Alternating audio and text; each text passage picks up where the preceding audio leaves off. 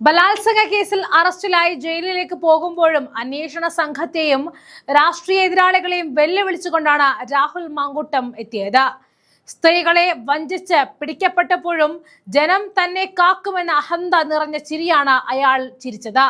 മൂന്നാമത്തെ പീഡന കേസിൽ കോടതി റിമാൻഡ് ചെയ്തതിന് പിന്നാലെയാണ് പോലീസിനും സർക്കാരിനുമെതിരെ രൂക്ഷമായ പ്രതികരണവുമായിട്ട് രാഹുൽ എത്തിയത്. തന്നെ ജയിലിൽ അടച്ച തകർക്കാമെന്ന് ആരും കരുതേണ്ട എന്നും വരും ദിവസങ്ങളിൽ കൂടുതൽ കരുത്തോടെ പുറത്തു വരുമെന്നുമാണ് പറഞ്ഞത്. അതിനിടെ പാലക്കാട് കോൺഗ്രസിൽ പല ആലോചനകൾ ഇപ്പോൾ നടക്കുന്നുണ്ട്. മാങ്കൂട്ടത്തിന് അവർ സീറ്റ് കൊടുക്കില്ല എന്നും പരാതിക്കാരിയുമായുള്ള ബന്ധത്തിന്റെ എല്ലാ വശങ്ങളും തനിക്ക് വ്യക്തമായി അറിയാമെന്നും കേസ് തനിക്ക് അനുകൂലമാക്കാനുള്ള തെളിവുകൾ കൈവശമുണ്ടെന്നും രാഹുൽ അവകാശപ്പെട്ടിരുന്നു.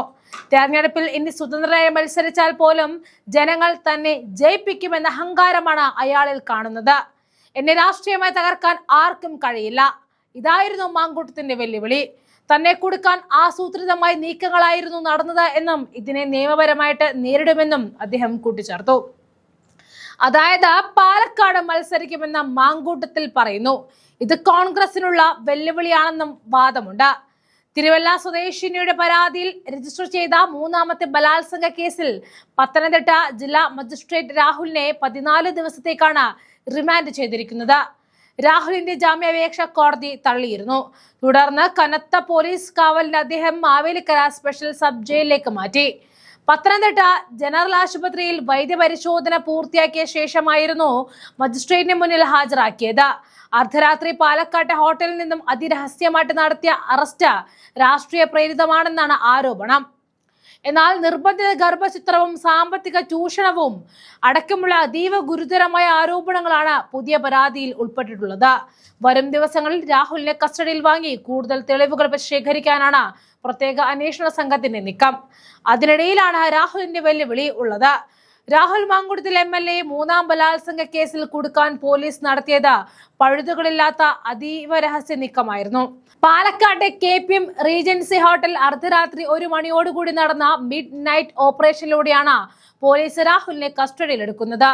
ആദ്യ 2 കേസുകളിൽ കോടതിയിൽ നിന്നും നിയമപരിരക്ഷ ലഭിച്ചിരുന്ന രാഹുലിനെ മൂന്നാം പരാതിയിൽ യാതൊരു പഴുതും നൽകാതെ പിടികൂടുകയായിരുന്നു പോലീസ്. DYSP മുരളിയുടെ നേതൃത്വത്തിലുള്ള പ്രത്യേക സംഘമായിരുന്നു അറസ്റ്റിനായിട്ട് എത്തിയത്. ജില്ലയിലെ മറ്റ് ഉയർന്ന ഉദ്യോഗസ്ഥരോട് പോലും ഈ നീക്കം വെളിപ്പെടുത്തിയിരുന്നില്ല. ഹോട്ടലിൽ എത്തിയ ഉടൻ റിസപ്ഷനിലെ ജീവനക്കാരുടെ ഫോണുകൾ പോലീസ് വാങ്ങിവെച്ചു. വിവരങ്ങൾ ചോരാതിരിക്കാനും രാഹുലിന് ആരെങ്കിലും ബന്ധപ്പെടാൻ സമയം നൽകാതിരിക്കാനുമായിരുന്നു ഈ നടപടി. ഹോട്ടലിലെ 2002 നമ്പർ മുറിയിലെ അന്വേഷണ സംഘത്തോട് ആദ്യം രാഹുൽ സഹകരിക്കാൻ കൂട്ടാക്കില്ല. എന്നാൽ നിങ്ങളൊരു MLA ആണെന്നും ബലപ്രയോഗത്തിനും കയ്യാങ്കളിക്കും നിൽക്കാതെ സഹകരിക്കണമെന്നും DYSP കർശനമായി പറഞ്ഞതോടെയാണ് രാഹുൽ വഴങ്ങിയത്. നേരത്തെ 2 ലൈംഗിക പീഡന പരാതിയിൽ ഒന്നിൽ അറസ്റ്റ് ഹൈക്കോടതി തടയുകയും മറ്റൊന്നിൽ വിചാരണ കോടതി ജാമ്യം നൽകുകയും ചെയ്തിരുന്നു. ഈ പശ്ചാത്തലത്തിലായിരുന്നു മൂന്നാമതൊരു പരാതിയിൽ അതീവ ജാഗ്രതയോടെ പോലീസ് നീങ്ങിയത്.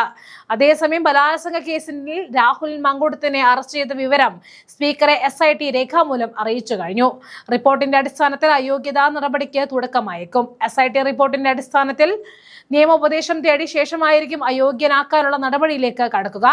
MLA സ്ഥാനം സ്വയം ഒഴിഞ്ഞില്ലെങ്കിൽ അംഗത്തെ പുറത്താക്കാൻ നിയമസഭയ്ക്ക് അധികാരമുണ്ട്. അംഗങ്ങൾക്കുണ്ടാകേണ്ട പൊതുപെരുമാറ്റച്ചട്ടം ലംഘിച്ചു എന്ന് ചൂണ്ടിക്കാണിച്ച് എത്തിക്സ് കമ്മിറ്റിക്ക് നൽകുന്ന ശുപാർശ നിയമസഭ അംഗീകരിച്ചാൽ രാഹുൽ മാങ്കൂട്ടത്തിനെ പുറത്താക്കാം. എത്തിക്സ് കമ്മിറ്റിക്ക് അംഗങ്ങളുടെ പരാതി ലഭിക്കേണ്ടതുണ്ട്.